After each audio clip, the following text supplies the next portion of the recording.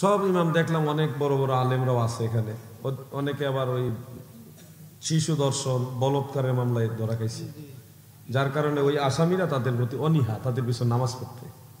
এই কারণে আমাকে ইমাম হিসেবে তারা নিয়োগ দিছে আর কি, এদেরকে মাইনাস করে দিছে।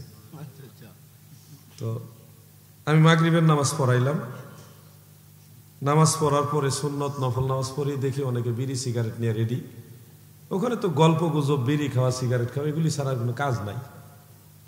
দেখলাম বিড়ি সিগারেট নিয়ে সবাই রেডি, জ্বালাবে। আমি ঠাস করে দাঁড়াই গেলাম।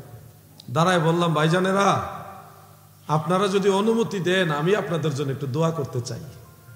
আমি ডিরেক্ট বললাম না যে আপনারা আমার সাথে একটু দোয়া করেন, এইভাবে বলি নাই। যদি আবার কেউ রেগে গিয়ে বলে যে আপনি টামনে করেন, এজন্য ওইভাবে না বলে বলছি, ভাইজানেরা আমি আপনাদের জন্য একটু দোয়া করতে চাই, আপনারা আমাকে একটু অনুমতি দেন।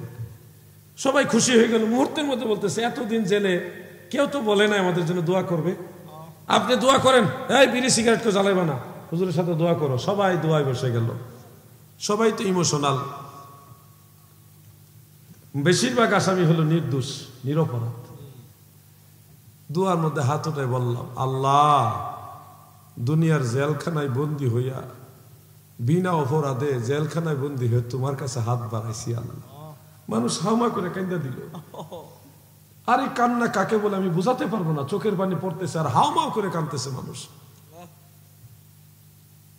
মোনাজাত শেষ হইল, মানুষ সব আমার কাছে কাছাকাছি এসে বলতেছে, ওই আলেমগুলিও আমার কাছে আসতেছে, ভিন্ন মতালম্বী। আয়সা বলতেছে, আপনি কি মুরিদ করাননি? আমি বললাম, না, আমি পীর না, আর কোনোদিন পীর হবও না। আমি সারা জীবন আমার মুর্শিদের গোলামি করব। না, আমরা ভাবছিলাম আপনি বায়াত করাইলে আপনার কাছে বায়াত হব। আমি বললাম, আমি বায়াত করাই না ভাইজান, কোনোদিন পীর হওয়ার ইচ্ছাও নাই। তবে দাওয়াত দিলাম আমার মুর্শিদের বাড়িতে, আপনারা বের হইলে যাবেন এক সময় ইনশাআল্লাহ। দাওয়াত দিছি, তারা দাওয়াত গ্রহণ করছে। পরে চিন্তা করলাম, ভাইজান অবসরই তো আসি, আসেন না আমরা একটু জিকির করি। পরে সবাই রাজি হয়ে গেল, সবাই নিয়ে জেলের ভিতরে জিকির শুরু করলাম। লম্বা সময় ইসমেজাত, আল্লাহ আল্লাহ আল্লাহ জিকির। এত বিকট আওয়াজ হয়েছিল জিকিরের, জেলখানার সুবেদার সাহেব সহ অনেক পুলিশরা, জেলের পুলিশরা ভয় পেয়ে গেছে, না জানে কত বড় মারামারি লেগে গেছে। সবাই দৌড়ে আসছে। সুবেদার সাহেবের গলার আওয়াজ খুব ভয়ঙ্কর গলা, এটা ডেঞ্জারাস গলা, বুম বাস্টিং মার্কি গলা আর কি। উনি চিৎকার মেরে বলছে, কি হয়েছে?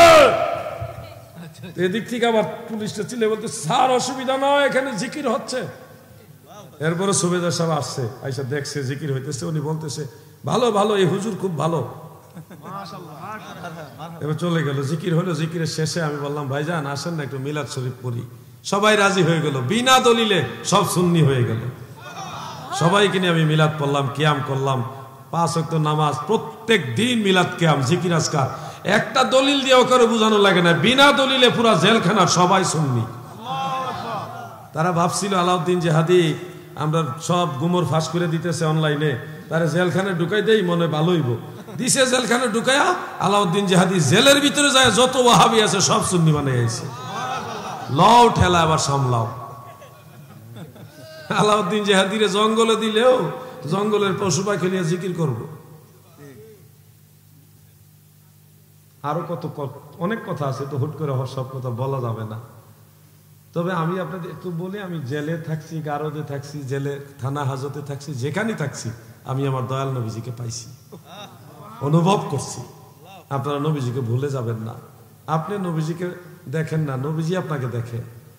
আপনি নবীজিকে অনুভব করেন না, চেষ্টা